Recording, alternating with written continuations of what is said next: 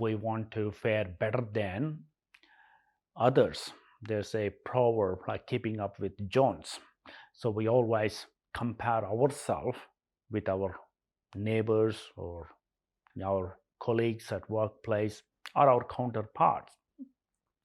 And we will measure our success based on like our positions compared to other people.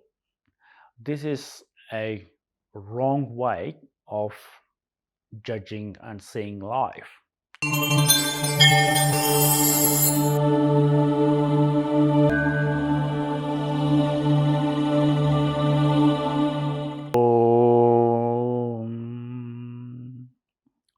𝗪𝗲𝗋. In the series of Ashtalakshmi, today we're going to discuss about Vijaya Lakshmi. So what is Vijaya Lakshmi? The word Vijaya refers to the victory, and it also refers to success. We all need to fight a battle with our inner demons. They are called 𝗪𝗵𝗴𝗵𝗺. They are the 6 inner demons. They are Kama, Krodha, Lobha, Moha, Madha, and Mascharya. I made a detailed video on these 𝗪𝗵𝗴𝗵𝗺s. The link is below. Could you please check the link for details about these 𝗪𝗵𝗴𝗵𝗺s? So many of us, we take this life as a race, as a competition, and we want to fare better than others. There's a proverb like keeping up with Jones. So we always compare ourselves with our neighbors or our colleagues at workplace or our counterparts. And we will measure our success based on like our positions compared to other people. This is a wrong way of judging and seeing life. The money is a byproduct of success. To measure a person's success, people always measure in comparison to the wealth the person possesses or accumulated. This is a wrong approach. Not every skill or talent in life translates to money. We don't have the same skill. For example, a painter, a good painter, can simply looking at a person, his brain can make tens of thousands of calculations of like face dimensions, how distance to each object, and measuring and like colors and shades and so much of data. They can, by just looking at it, their mind can process all this information, and then they have the skill to mix the colors, to match and translate that into a piece of paper. Not everyone can do it. There are many forms of skills. A sportsman or singer or a dancer or a poet, they all possess a unique skill. Not necessarily this skill translates into money. Similarly, there are certain skills translates into too much material wealth. Doesn't mean that that particular skill is any valuable compared to other skills. For example, a sportsman can make millions of dollars, but that particular skill may not be so useful to humanity. A particular singer can make, or actor can make millions and millions of dollars, immense amount of wealth, but that particular skill may not be greater than a skill of a doctor or a skill of a lawyer or an accountant or a painter or some other tradesman. So we cannot measure the success just looking at the bank balances or with money. Each person might consider their success with achieving whatever the goals they want to achieve in their life.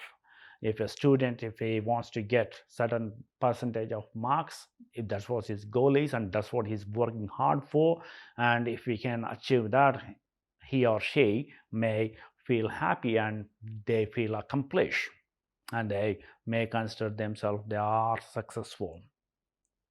If a person, if they are looking for a promotion in the work, and if they get a pay rise or the promotion or the particular job title they were looking for, and if they achieve that, they may consider they are successful in their society or in their life. So the success is very subjective, but in philosophy, in Sanatana Dharma, a successful person is the one who can sustain the fluctuations of life and who can be firm and strong, and who can lead the life in a positive, constructive way. If anyone can live to that, up to that standard or in that particular manner, then we can consider the particular person is successful. To understand this, one must understand the epic Mahabharata. In the Mahabharata, there are so many characters, all Yudhishthira, Bhima, Arjuna, Nakula, Sahadeva, Duryodhana, Dushasana, Dronacharya, Kripacharya, Ashwatthama, and Ekalavya, Karna, the list Shakuni, and the list goes on. There are so many characters. It depends on the person's maturity. They may see a particular character as a protagonist. They may look the whole life in the viewpoint of that particular person. Because the beauty of Mahabharata is it is non-judgmental. It is unbiased. It portrays the characters in a natural state. The author doesn't say a particular character is a good character or a bad character, because we act according to the situations and depends on our upbringing, our circumstances, and this all makes up our personality, our surroundings, and our environment. All this plays a vital role in who we are. That is the reason in Mahabharata they'll give the situations around the particular each character, and it showcases how each character reacts in different situations in a natural state. But most of the people, they really won't understand that the Yudhishthira is the protagonist of Mahabharata, because the character of Yudhishthira doesn't appeal to many people. The word Yudhishthira means who is firm in the battle, who is stable in the battle. When I say the battle is not the physical battle, it's a mental battle. So whether you got the success or failures in the life, when you got setbacks, or if things doesn't go in your favor, he won't get depressed. He won't lose faith in himself, or he is not greedy. He's a constructive. When he built the whole country, whole capital, all by himself, better than any other king at that particular time, and he performs the Rajasuya Yaga.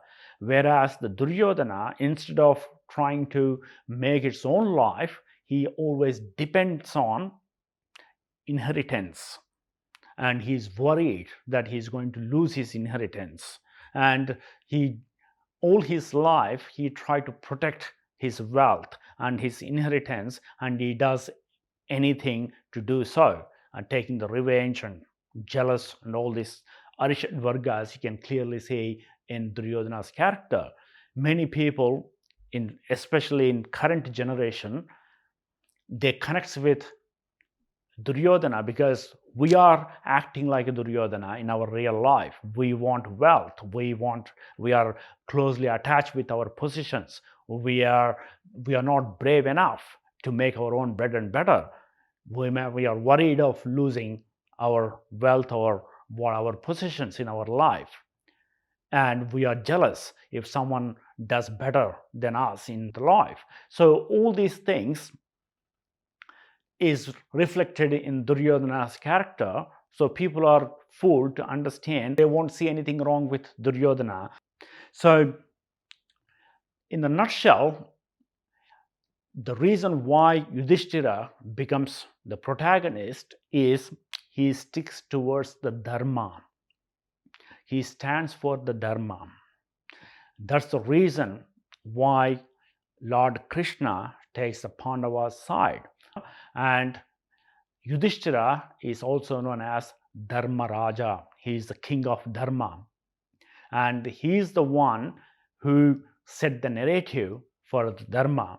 And he sets himself as an example. He becomes a role model for the Dharma. So many people, they don't like, they are afraid of setbacks. They are afraid of like a failure, and they can't take the losses in their life. And that is the reason they don't actually like the character of Yudhishthira. If we apply our common sense and if we analyze the character deeply, then the Yudhishthira is the one who enjoyed his life, because no matter what happens in life, he was always happy and he is always content, number one. And number two, he built a huge kingdoms all by himself. And thirdly, after the Mahabharata war, he became a king, and then he ruled the country for a pretty long time. When we compare to Duryodhana only ruled the country for the 13 years when these guys were away. So compared to Duryodhana's short life, Yudhishthira, he ruled the country for almost 3 to 4 times longer, and he enjoyed all the comforts of a king compared to Duryodhana. But many of us, we don't actually realize this logic and concept. Everybody, whoever is greedy or like who are more into material comforts, they all instantly connects with the character of Duryodhana, and they think he is the one who enjoyed his life a lot, and they see Yudhishthira as a failure, and they think Yudhishthira is a fool who lost everything, all the material comforts, and he suffered in his life by doing the right virtues. But that is not the case. It's totally opposite. Though initially he has a setbacks and he suffered by sticking to the right thing, but end of the day, he is the one who emerged as a victorious, not only enjoyed this life, after the life, he is the one who went to the heavens, and Duryodhana went to hell. So this is the core logic to understand the Vijaya. We will be successful by following Dharma.